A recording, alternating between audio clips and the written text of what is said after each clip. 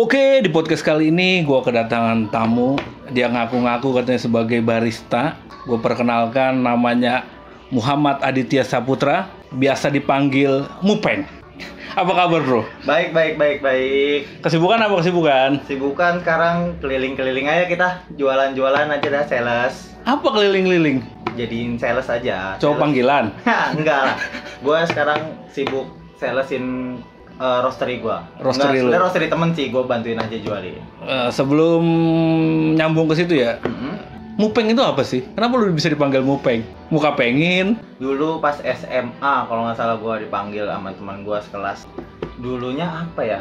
Muka pengen? Oh bukan, dulunya gua dipanggil dari pas di SMP ikan pari. Ikan pari kenapa? Yang apa, orang dikutuk jadi ikan pari tuh. Gue bilang anjing apaan sih, gue bilang itu. Gue bilang apa karena itu mulut lu berbisa? gue nggak tahu dah. Mirip doang, nggak tahu gue itu. Nah, Terus gue ke SMA. Mupeng. Nah dia juga di SMA gue. Temen lu tuh masuk sekolah yang sama. Nah, dipanggil tetap itu.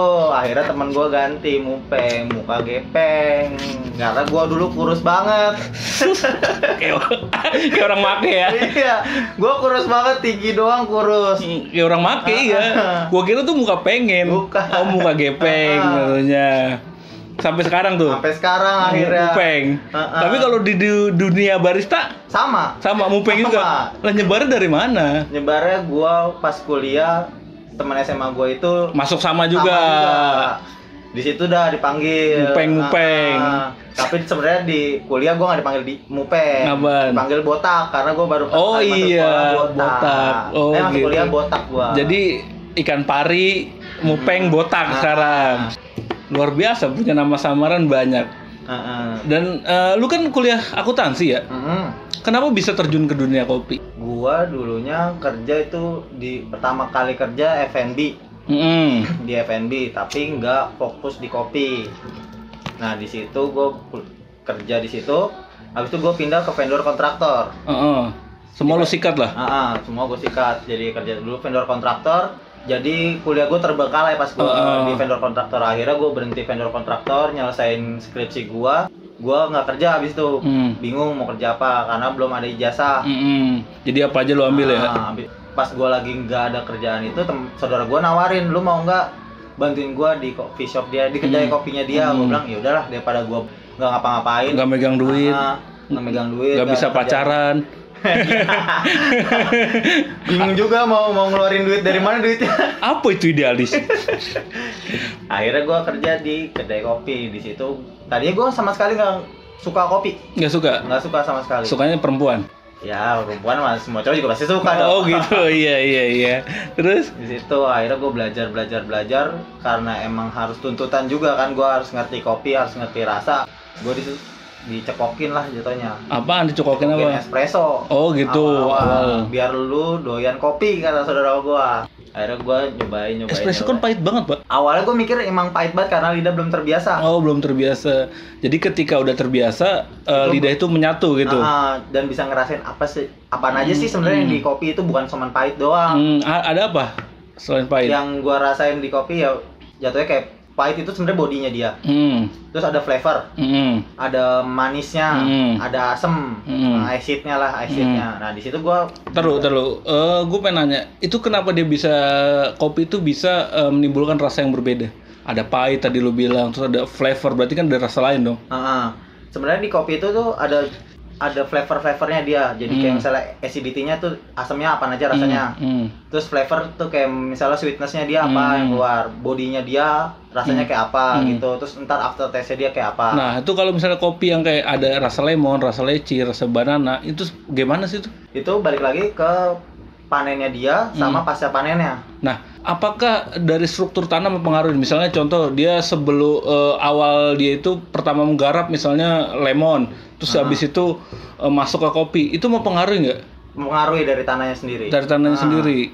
Berarti kalau itu makam rasanya kuburan. Kayaknya nggak ada dah, gue selama gue nyarasain kopi nggak ada rasa makam. Nggak ada tahu kan. Jadi situ lo cintakan kopi awal. Di situ gue punya basic dari situ.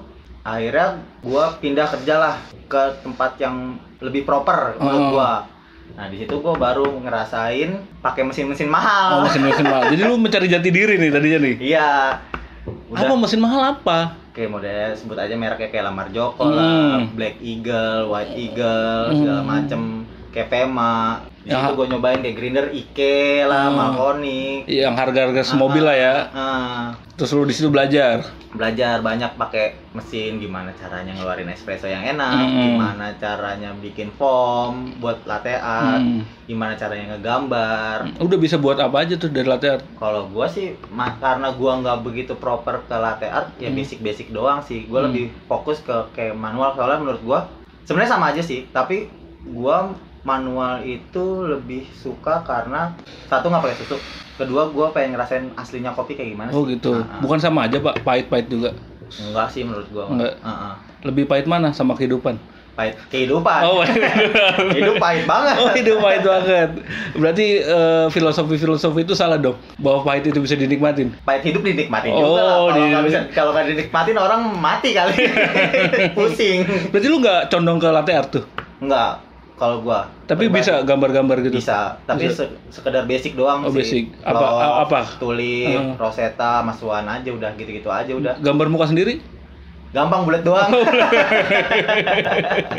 Nah, ini gua menarik juga sih. Di era pandemi gini gimana nih perkembangan kopi? Stuck sih menurut gua. Stuck menurut lu?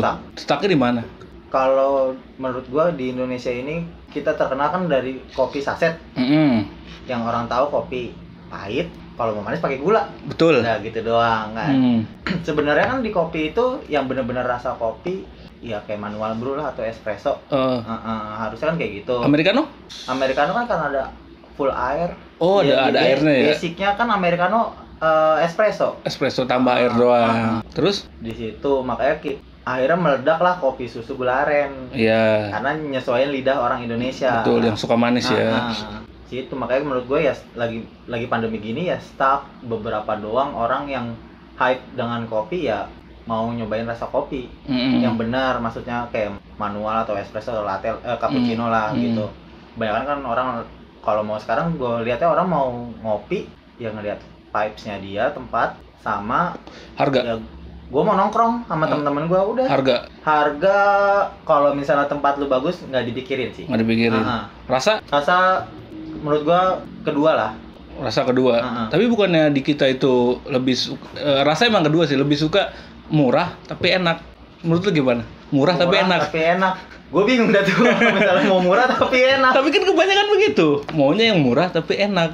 Banyak orang yang mikir mau kayak gitu, tapi sebenarnya harusnya kalau emang mau enak pasti ada harga dong. Betul. Ada harga, ada kualitas. Gitu aja, balik lagi. Nah, lu kan jualan apa sekarang, bantu temen lu ya jualan roast bean lah. Itu dari range harga berapa? Kalau untuk manualan gua ya dari 85 sampai 105 lah. 85, 105. Itu apa? Itu per 250 gram. 200 per 200. Buat manual brew sendiri. Berarti full Arabica. Full Arabica gua pakainya. Itu ditanam vulkanik nggak? Kayaknya harus dah. Kali jauh lagi. Biar seru aja.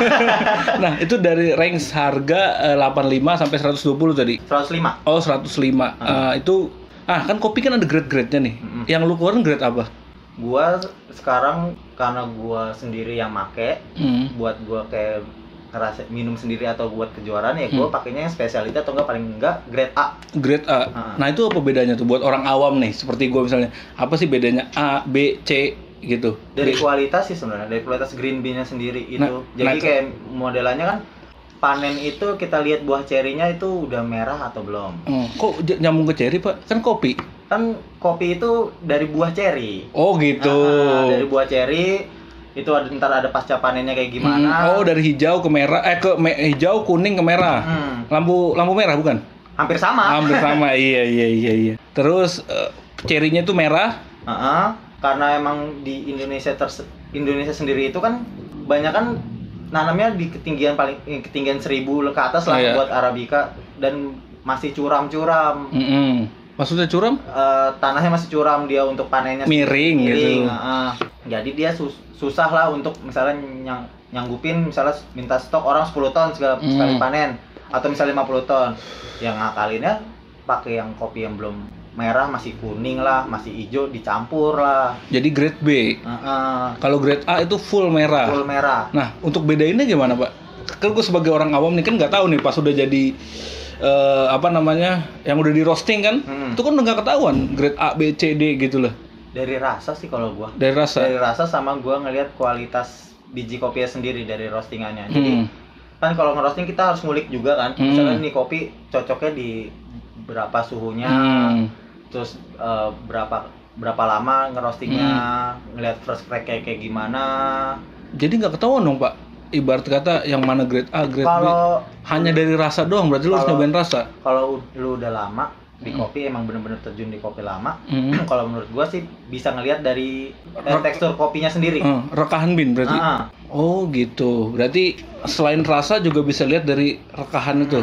Jadi kalau rekahannya misalnya rapet itu grade A gitu. Belum tentu juga. Bisa, pokoknya kita bisa ngerasain lah dari misalnya lu mau, kalau misalnya belum ngerti banget ya digigit dulu, cobain. Nah, rasanya apa? Rasanya kayak makan kacang kalau menurut gua. Enggak, gua penasaran masalahnya kan tentang grade A, grade B, grade C, karena kan mungkin banyak yang simpang siur kan. Kan banyak orang awam yang nggak tahu apa sih kopi grade A, grade B, grade C. Asikan minum kapal api nanti. Lebih murah lagi ya, lebih murah. 500 lu bisa ngopi. Nah, itu kenapa lu nggak lanjutin ke dunia akuntansi lu gitu loh? Kenapa terjun ke dunia kopi? Ya awalnya karena kecebur. Kebanyakan begitu tuh. Iya, kecebur. Tapi gue punya basic akuntansi, basic keuangan. Nah, gue dulu pas kerja itu gue mau ngelarin skripsi, gue udah bilang banyak orang nawarin sebenarnya buat gue buka sendiri. Terus gue bilang gue belum mau maksudnya kerja lagi di lapangan. Gue pengen nyoba kantoran lah. Gue mau ngerasain karena gue mau lulus tuh mau nyobain kantoran dari awal. Makanya sekarang gue udah di kopi ya sekedar part-time aja sih. Sekarang. Tapi lu juga mencintai kan akhirnya kan? Ya karena udah terbiasa lah. Udah terjun ya? Udah terbiasa, udah terlalu cebur juga. Gue pengen nyoba, tapi gue tetap pengen nyoba kerja kantoran dulu. Mungkin kalau misalnya gue dapet kerja kantoran, punya modal sendiri, gue pengen buka sendiri sih. Nah, penting nggak sih Pak namanya sertifikat barista? Kalau gue pribadi nggak. Kenapa? Ya sekarang banyak sih orang barista di luar sana, maksudnya otodidak. Kebanyakan pasti otodidak. Apa karena biaya yang sangat mahal? Bisa dari biaya yang sangat mahal, bisa juga kan kalau misalnya lu sekolah gitu belum tentu juga dapat sertifikat. Misalnya bisa dapat lah sertifikat tapi ilmunya belum dapat karena kan sekolahnya sebentar. Oh gitu. Jadi harus berapa kali tuh bisa sampai dicatakan itu barista? Menurut gua sampai lu jadi QC. Sampai jadi QC. Pengalaman apa Pak yang menarik buat lu selama lu jadi barista? Pengalaman gua yang menarik pas gua nemenin teman gua kejuaraan IBRC sih. Jadi di situ gua banyak ngambil ilmu gimana sih kompetisi yang besar menurut gua. Dari lu ngulik kopinya, terus ke kebunnya, terus lu bikin terus nih sampai memaksimalin si kopi itu sendiri, sampai lu ngobrol sama rosternya.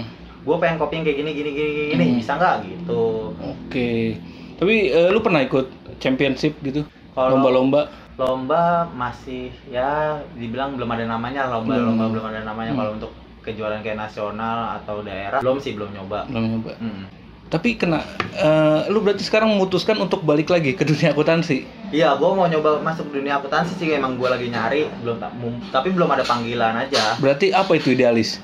Idealis menurut gua ya nggak ada duit.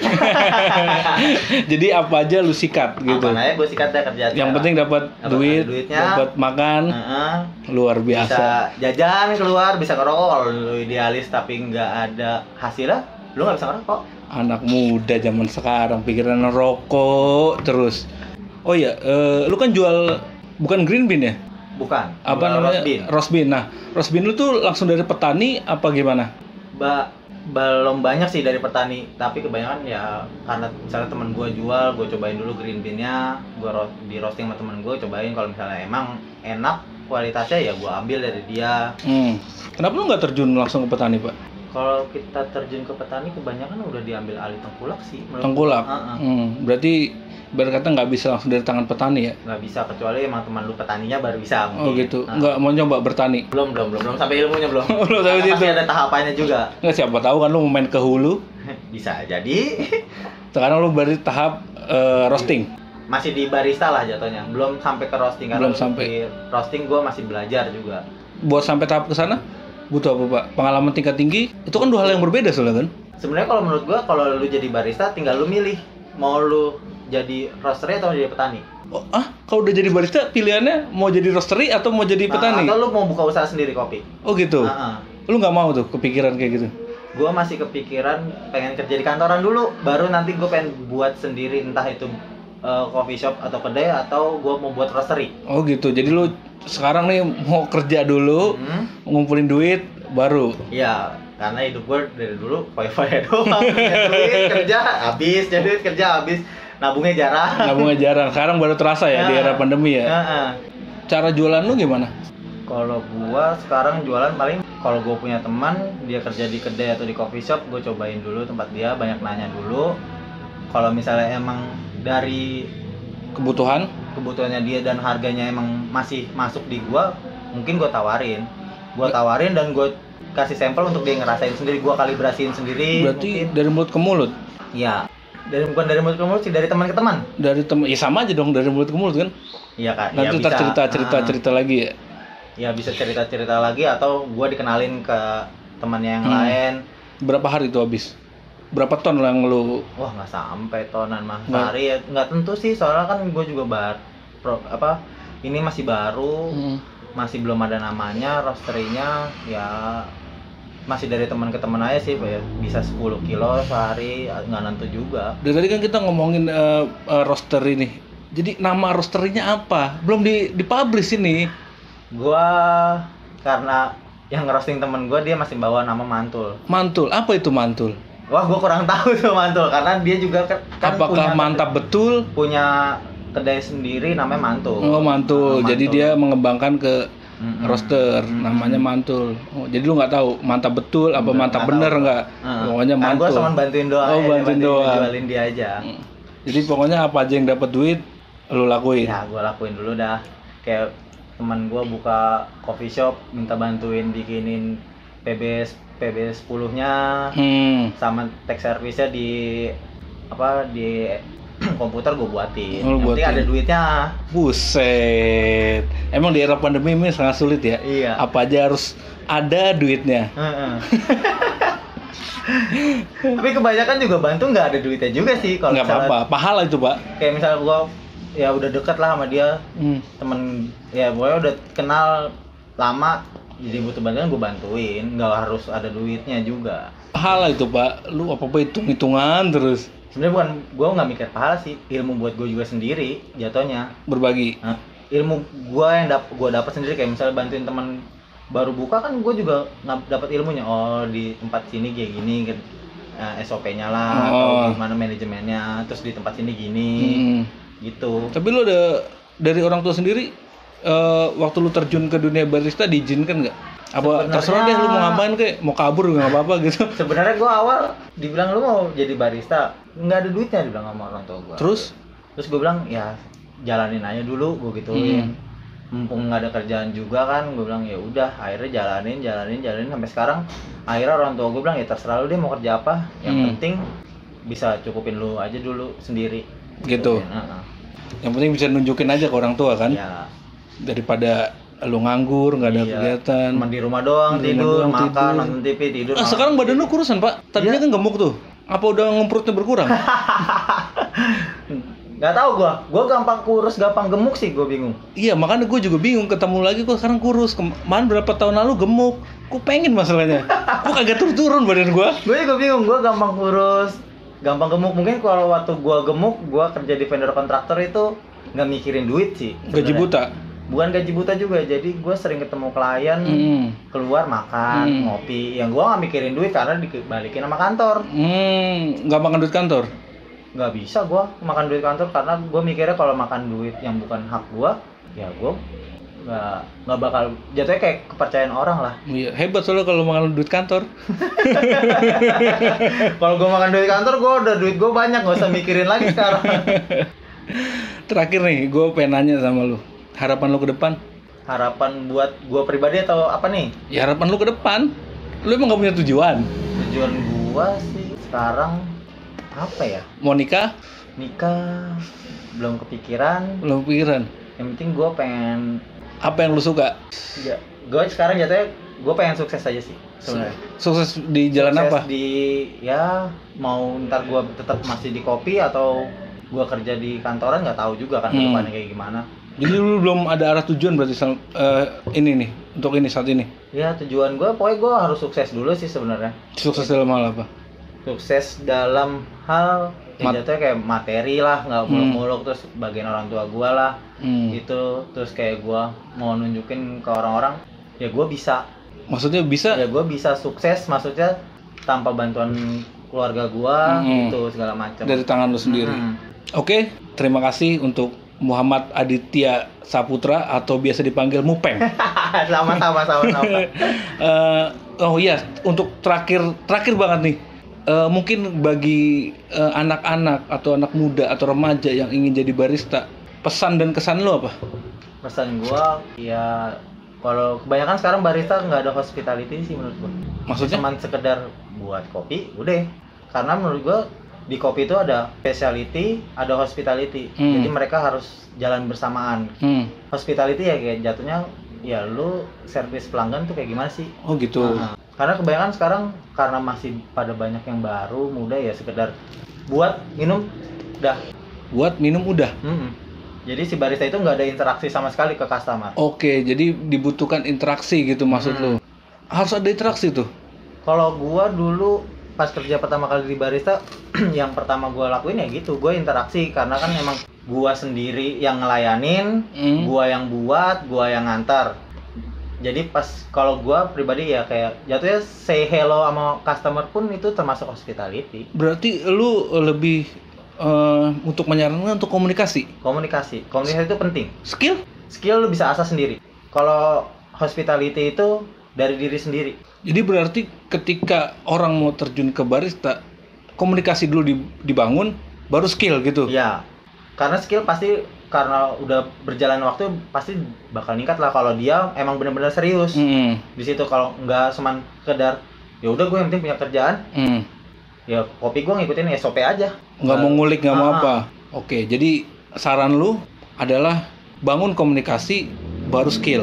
Iya. Karena skill itu bisa diasah. Iya, benar. Berarti attitude itu penting bagi lu. Penting banget attitude itu karena gue pribadi pun sendiri banyak teman di dunia kopi ya karena gue bisa bergaul, bisa komunikasi, bisa masuk ke orang manapun yang kayak modelannya orang kan banyak kan.